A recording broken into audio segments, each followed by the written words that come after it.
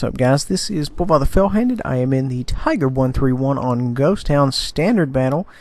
If you do not have this tank, I would highly recommend you pick it up. It is amazing, although I do not know the next time they will be selling it.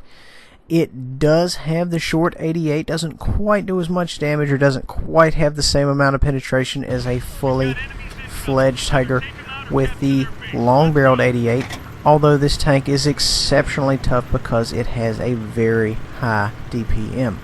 Wargaming buffed this tank's penetration literally a day before they sold it, because they figured no one would want to run it once they figured out it had no penetration, because the standard Tiger with the short-barreled 88 has very, very low penetration, low enough to where it would make buying this tank, selling it as a product, very dicey at best.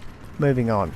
Now, Ghost Town, I am running right down the J line, turning into the city right now, and we are going to try to see if we cannot get some shots in early in the game.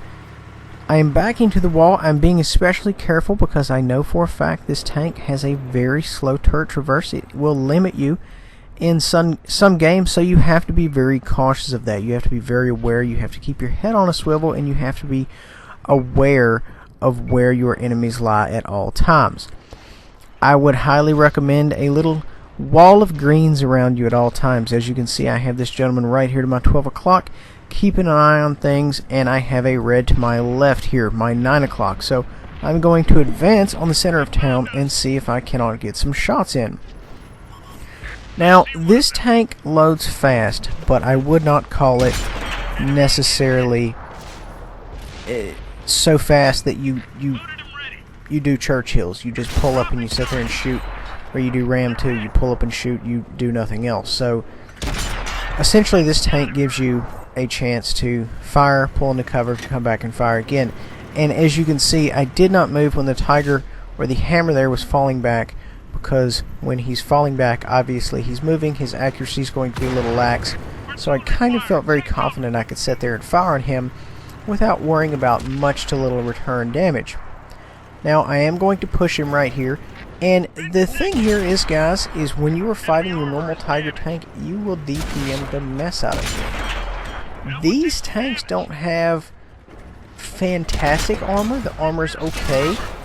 You just have to be very cautious. Now, I did try to put around there in his road wheel to track him. It did not connect, but it did manage to damage him, which in the end, guys, that's all I ever want. That's all you should ever want. If you don't get that track shot, that's fine. Just, you know, if he takes damage, then yes, that's what we're looking for. So I make a clutch shot right there, and I think, honestly, it went through more wall than anything else. Those tanks, just perfect side shot.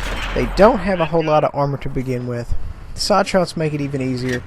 So now, as you can see, I am using this building for cover. I am extremely concerned about, if me pulling out, getting spotted, then the clicker, whom I am extremely close to, yet not close enough for accurate fire, will fire on me and remove me from the board.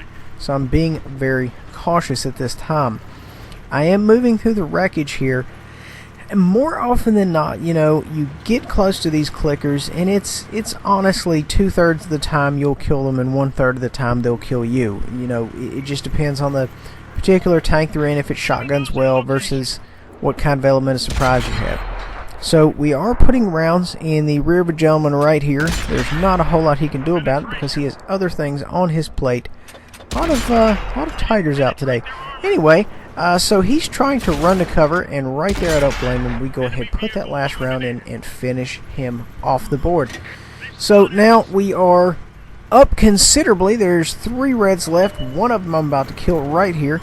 We have a GW here, and he is looking dead at me, and I gotta be honest, I am not a fan of it. He derps it, and we survive to tell the tale. So I turn this beast of a tank around, and I go ahead and continue on the other way. And guys, just remember, this tank is not mobile at all, okay? It has a decent top speed. It doesn't turn well. The turret doesn't turn well.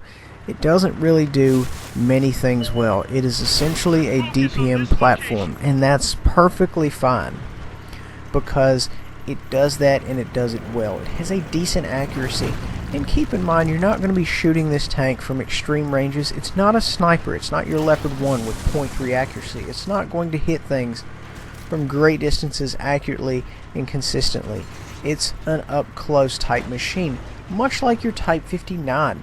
So just keep that in mind. And of course, the aim time on this tank is fairly decent. As you can see, just turning here, navigating these corners, the turret kind of struggles a little bit to keep up with me. So just always be aware of that turret. If a medium gets near you, it is going to be bad. You need to back up into a corner where he cannot get around you, and then do some work from there. Hope your HP holds up, because more than likely he will be firing at you to where your armor will not really be that important. So we go ahead and take out the last guy, and we had a very good game for the Tiger 131. Excellent game. This is a really good tank, guys. I cannot speak enough about this tank. 3304 with a massive 144 assist. Guys, I hope you enjoyed this video. Please remember to like, subscribe, and share. We'll see you next time.